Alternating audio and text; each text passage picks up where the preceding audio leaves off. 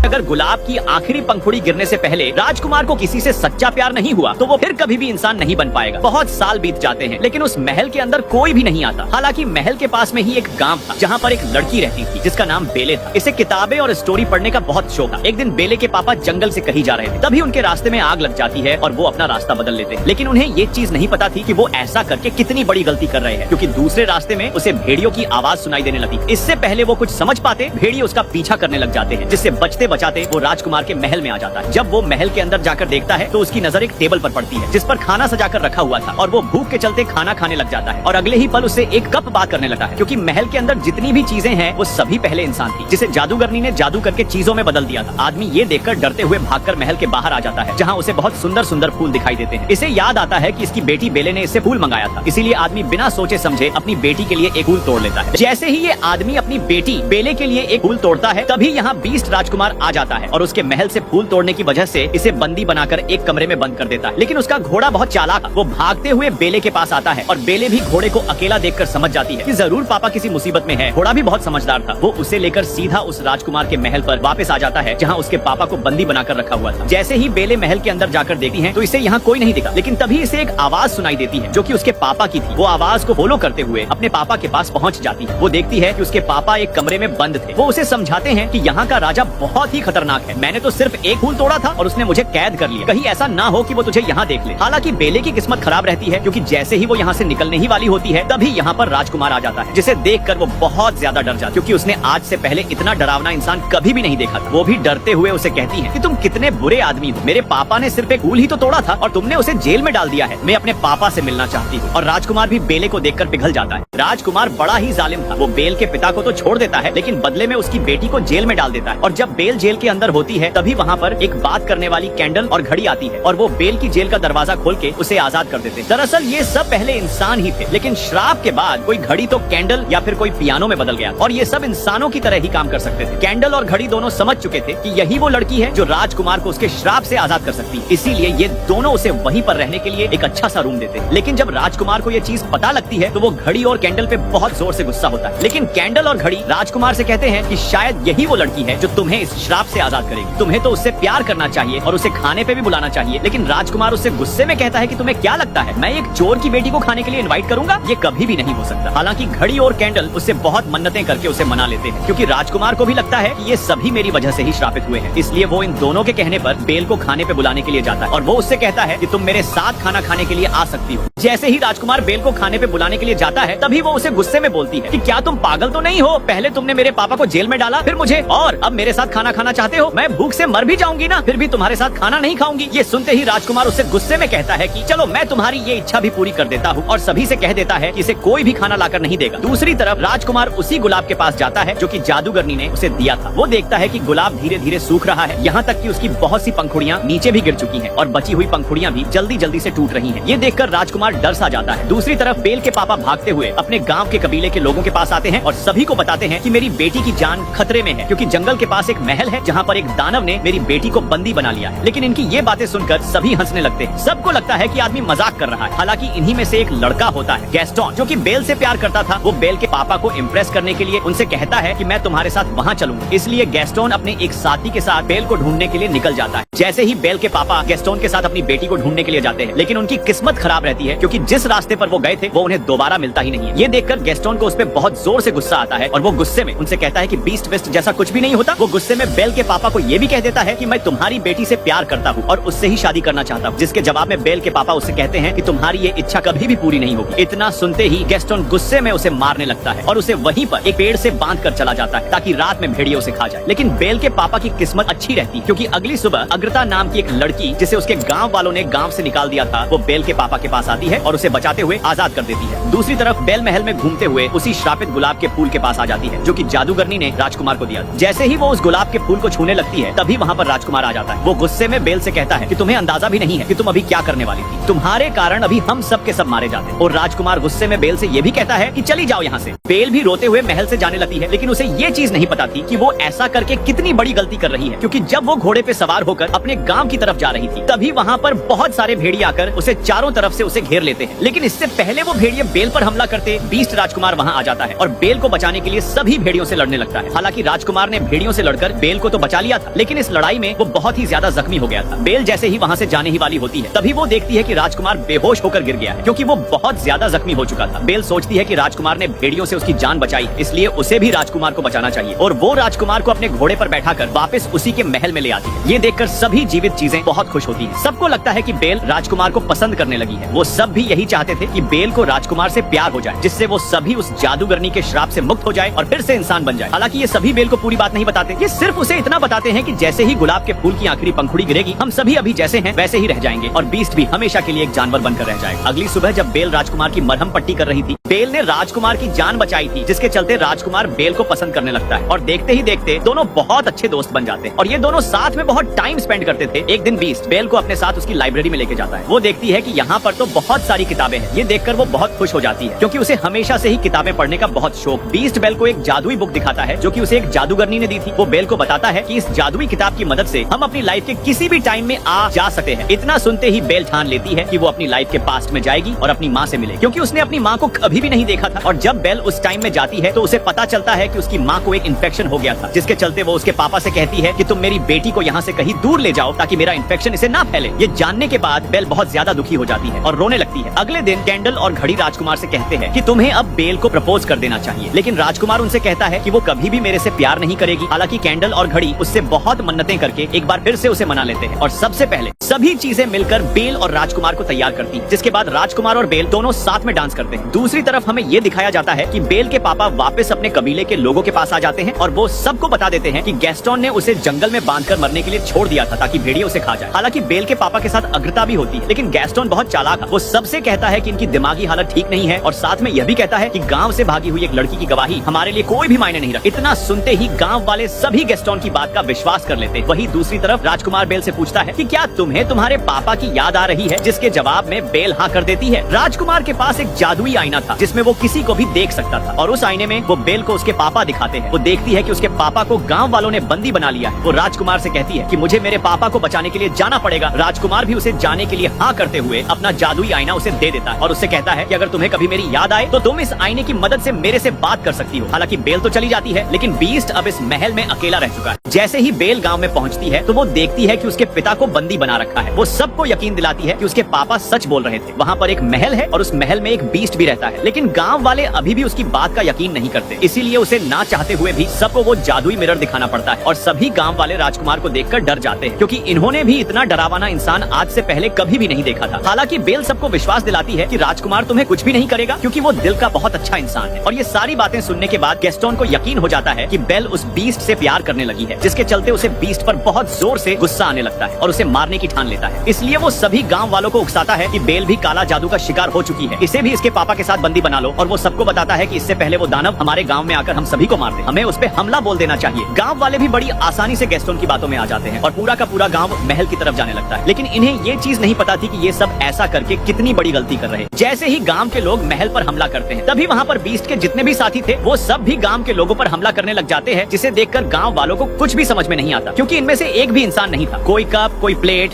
तो कोई अलमीरा और सब अलग अलग चीजें थी। हालांकि गैस्टोन को इनसे कोई भी मतलब नहीं था, उसे तो बस राजकुमार को मारना था। महल में बहुत ढूंढने के बाद गैस्टोन को राजकुमार मिल जाता है और गैस्टोन उससे कहता है कि तुम्हें क्या लगता है कि बेल तुमसे प्यार करती है? वो ही हम सबको यहाँ लेकर आई ताकि तुम्हें मार सके। ऐसा कहकर गैस्टोन बीस्ट पे गोली चला देता है, जिससे वो महल से नीचे गिरने लग जाता है। लेकिन उसकी किस्मत अच्छी रहती है, क्योंकि वो महल के किनारे को पकड़ लेता है। इससे पहले गैस्टोन दूसरी गोली चलाता, तभी वहाँ पर बेल आ जाती है। वो बीस्ट को बचाने के लिए गैस्टोन की गन पकड़ लेती है और इसी हाथापाई में गैस्टोन भी नीचे गिर जाता है और उसकी गन भी उसके हाथ से छूट जाती है। जैसे ही बीस्ट नीचे गिरने वाला होता है तो बेल उसे आवाज लगाती है और वो उससे कहती है कि मैंने गांव वालों को रोकने की बहुत कोशिश की, लेकिन किसी ने भी मेरी बात नहीं सुनी। ये सुनते ही बीस्ट में हिम्मत आ जाती है और वो ऊपर आकर गैस्टोन से लड़ने लगता है। इस लड़ाई में बीस्ट उसे गर्दन से उठाकर जैसे ही महल से नीचे पटकने वाला होता है, लेकिन तभी सब्सक्राइब फॉर नेक्स्ट पार्ट।